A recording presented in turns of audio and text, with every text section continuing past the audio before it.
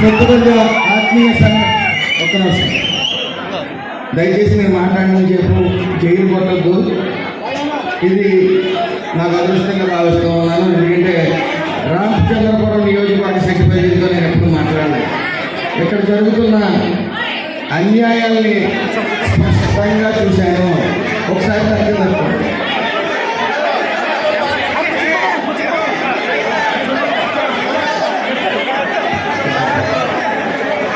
ఈరోజు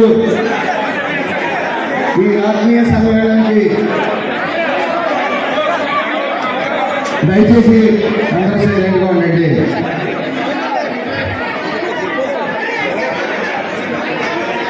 ఒక 10 నిమిషాలు.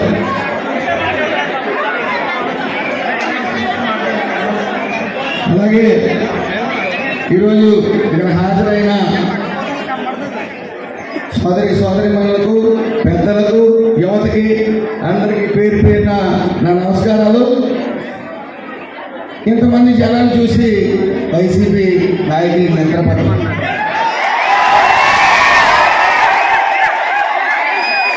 వాళ్ళు ఈ రోజు నుంచి సోషల్ మీడియాలో ఏం పెడతారంటే పంటి ఒకటి తీసి పంటి ఫోటో ఒకటి తీస్తారు. తీసి అమలాపురం నుంచి వచ్చేసారంటారు.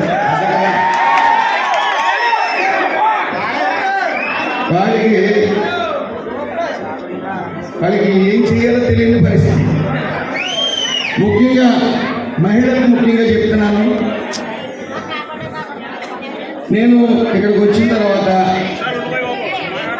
కుల సంఘ నాయకుల పేర్లు చెప్పుకుని కొంతమంది ప్రతి శశిపతిపేటకి తిరిగి మనం ఎప్పుడూ ఫ్యాన్ చేస్తాం, దానికే వేద్దాం, మీరు కానీ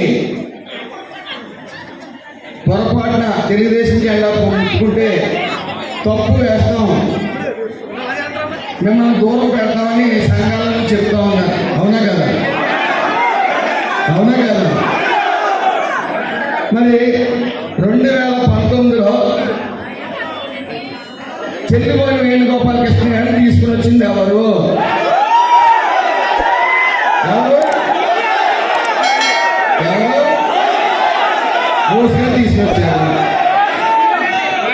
తీసుకొచ్చారు.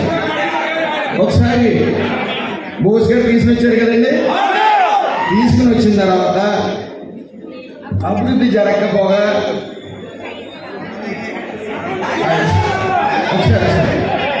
అభివృద్ధి తీసుకుపోగా ఏ పని చేయనప్పుడు అప్పుడు సంఘాలు తాగనాయి. సంఘాల రోజున అన్నీ కట్టుదిట్టమయ్యి వేణు గారు నగ్గించారు. అవునా కదా? అవునా కదా?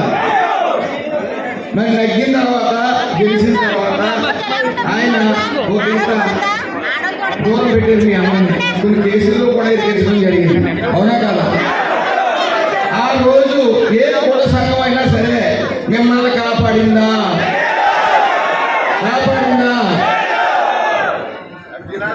కాపాడకపోగా మీకు ఏమైనా అభివృద్ధి జరిగిందా? బీసీ కార్పొరేషన్ లో ఏమైనా వచ్చిందా మీకు?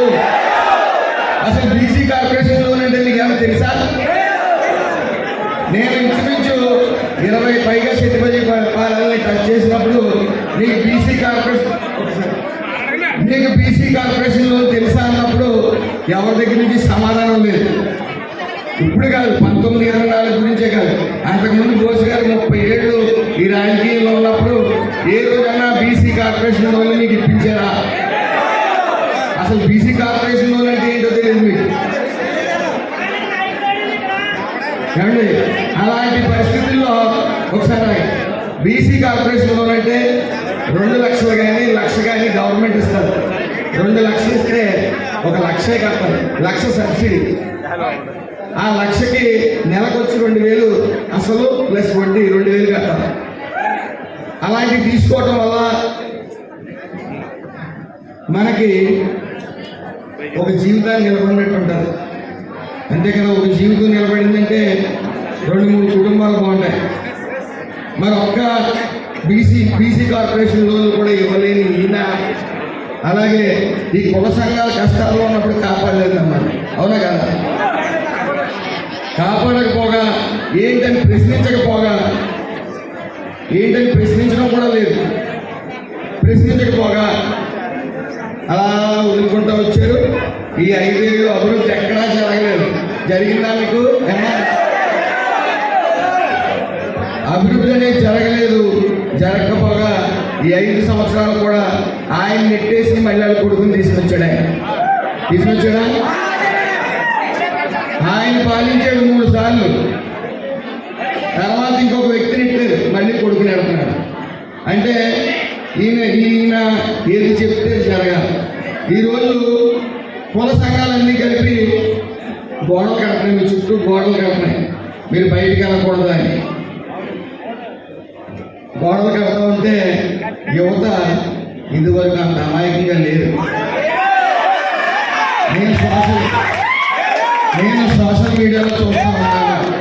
సోషల్ మీడియాలో వేలాది స్టేటస్లు అవి పెడతా ఉన్నారు రామచంద్రపురం నియోజకవర్గ యువత. అవునా కదా? అప్పుడే అనుకున్నాను, ఏదైతే ఈ బోస్ గారు లేకపోతే వాళ్ళ అబ్బాయి ఈ కుల సంఘాలు గోడలు కడుతున్నాయో వాటి బీర్లు కడుతున్నాయి. బీర్లు కట్టి గోడ పగలగొట్టి మీరు వచ్చారు. మీరు అన్నా పగలగొట్టారా గోడలే? ఈరోజు 2019 నుంచి 24 వరకు ఒక బీసీ కార్పొరేషన్ లోన్ లేదు, ఒక హౌసింగ్ లోన్ లేదు, సరైన వాళ్ళకి ఇళ్ల పట్టాలు ఇవ్వలేదు. అయినా సరే గెలిపించుకుని మీరు ఏం చేయగలిగారు? సైలెంట్గా ఉన్నారు. ఏ కుల సంఘమైనా ఏంటి గవర్నమెంట్ ప్రశ్నించిందా? ఈవేళ వచ్చి సుభాష్ కోటేయద్దు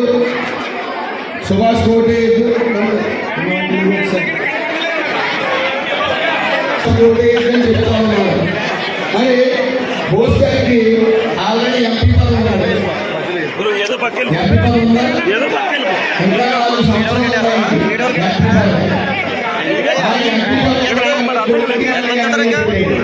అంటే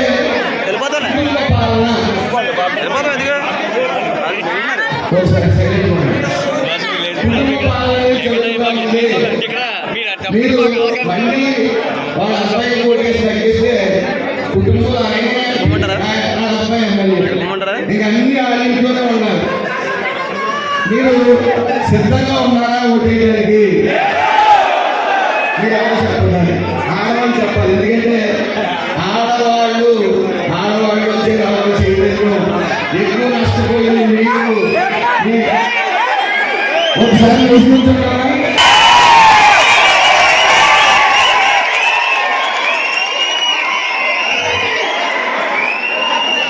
కూర్చోండి.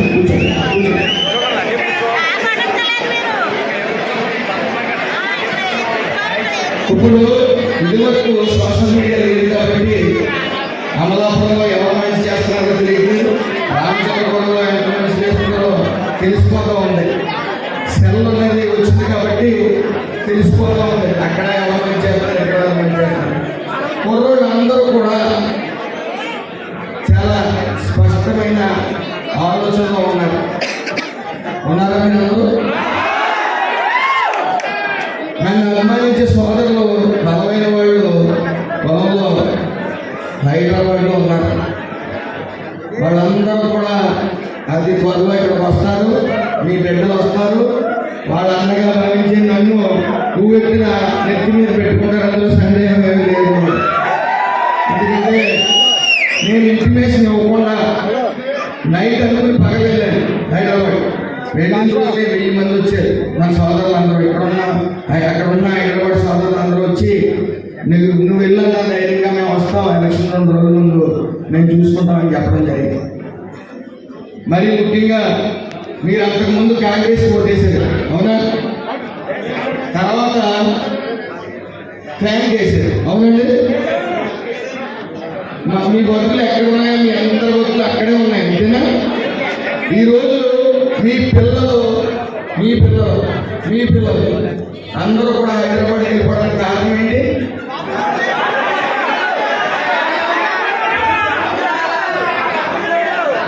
సుమారు 20,000 మంది పైబడి వెళ్ళిపోయారు. దాని అర్థం ఏంటి?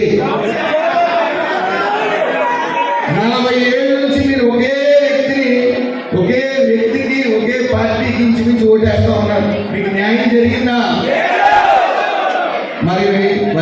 పార్టీ మనకి ఏమైనా దత్తత తీసుకుందా? మనం ఏం చేసినా చేయకపోవడానికి, ఏం చేసినా చేయకపోయినా దానికే ఓటేస్తూ ఉండడానికి మనం ఏమైనా దత్తత తీసుకున్నా? ఈరోజు పవన్ కళ్యాణ్ గారు దగ్గరికి నేను వెళ్ళినప్పుడు ఆయన అన్నారు, కొంతమంది స్వార్థ రాజకీయ నాయకులు కులాల మధ్య కుంపడ పెట్టి వాళ్ళ స్వార్థ రాజకీయాల కోసం కులాల మధ్య చిచ్చు పెడతా ఉన్నారు. దాన్ని యువతగా నువ్వు రాజకీయాల్లోకి వస్తున్నావు కాబట్టి కులాల మధ్య చిచ్చు పెట్టి వాళ్ళని దూరం పెట్టి కులాల కలయిక అనేది చేయని చెప్పారు ఈ రోజున. మరి పవన్ కళ్యాణ్ గారు సిట్టిపల్లి గుర్తించలేదు, ఒక్క సీట్ కూడా ఇవ్వలేదని చెప్పి వైసీపీ చిరతపై చెప్తా ఉంది. ఆ చిరతపై కూడా చెప్తా ఉన్నా, నాకు ఈరోజు నా అభ్యర్థిత్వాన్ని ఏదైతే లోకేష్ గారు ఉన్నారో, చంద్రబాబు గారు ఉన్నారో బలపరిచిన తర్వాత అదే స్థాయిలో పవన్ కళ్యాణ్ గారు కూడా నాకు గుర్తించాలి. ఆయన మన రాజులు వచ్చినప్పుడు ఆయన హెలికాప్టర్ పడవకంటే కొన్ని కారణాల వల్ల రాలేకపోయినప్పుడు ఆయన సెక్యూరిటీ కానీ ఇంకోటి కానీ ఇంకా విరమించుకుందామని రామచంద్రపురం వెళ్ళొద్దు, నెక్స్ట్ ఎప్పుడైనా పెడదామన్నప్పుడు ఆయన ఒకటే చెప్పారు, అక్కడ ఉన్న సుభాష్ నేను వెళ్ళాలి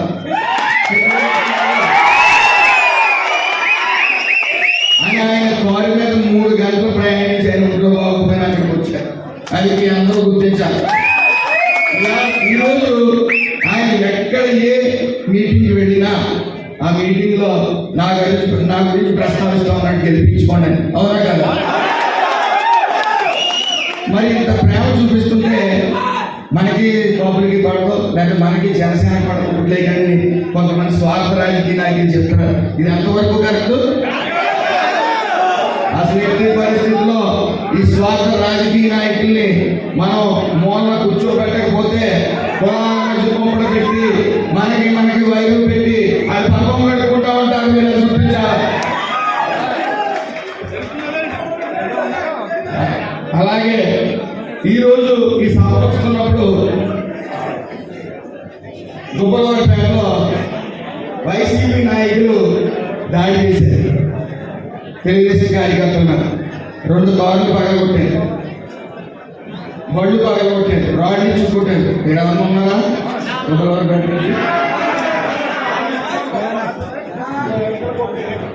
మరి ఇది ధర్మమా? ఇది రాజకీయాన్ని స్ఫూర్తిగా తీసుకోవాలి. ఎవరు నచ్చిన దానికి వాళ్ళు ఓటేసుకోవచ్చు. మీరు ఓట్లు వేయద్దు, ఓట్లు వేస్తే వీలేస్తాం, ఇవన్నీ కరెక్టా? మరి మొన్న ఇలాగే కొంతమంది అమలాపురం వైసీపీ నాయకులు భయపెడుతున్నారు. అక్కడ స్థానిక నాయకులు ఓడిపోతారంటే పైన జగన్ గెలుస్తాడు.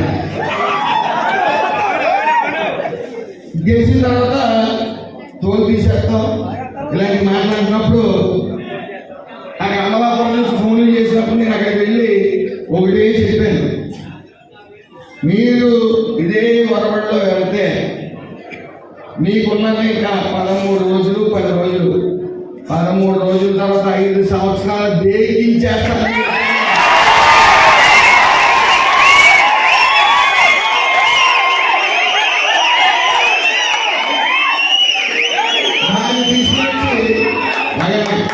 దాన్ని తీసుకొచ్చి రామచంద్రపురంలో పెట్టి ఈ రౌడీ ఆయన శ్రీరామచంద్రుడు కోసం ఆయన చెప్పేది ఏంటంటే రామచంద్రపురం యువత ప్రజలందరినీ అభివృద్ధి చేయాలని చెప్తూ ఉన్నాడు. వాళ్ళ తండ్రి గారు ఉన్నప్పుడు ఈయన మంచి వయసులో ఉన్నాడు. ఇప్పుడు 10 మందిని కూడా చేరతీసుకోలేదు. చేరతీసాడా?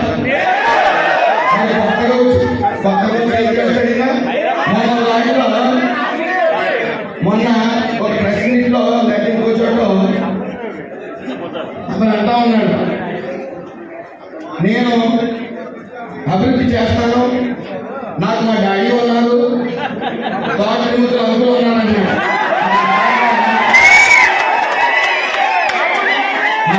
నేను తమ్ముడే చేస్తానని చెప్పాలా, అంటే ఆయన ఉన్నాడు ఈయన ఉన్నాడని చెప్పి ఓట్లేస్తే ఏం చేస్తాడు? అసమర్థ నాయకుడు. నేను రౌడీ షీటర్ అన్నాడు. నేను చెప్పాను, నీకు దమ్ము ఉంటే నేను రౌడీ షీటర్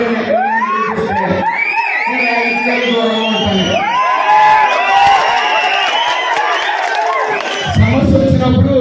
సమస్య వచ్చినప్పుడు మీ వెంట నేను ఉన్నా, అధికారం ఉన్నా లేకపోయినా మీ వెంట నేను ఉన్నా.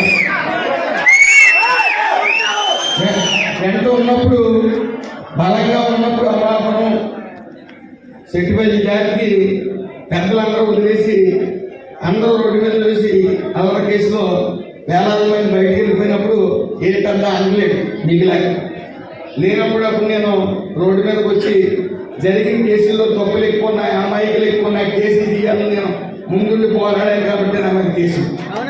ఇవాళ నాకు సొంతంగా గొడవలు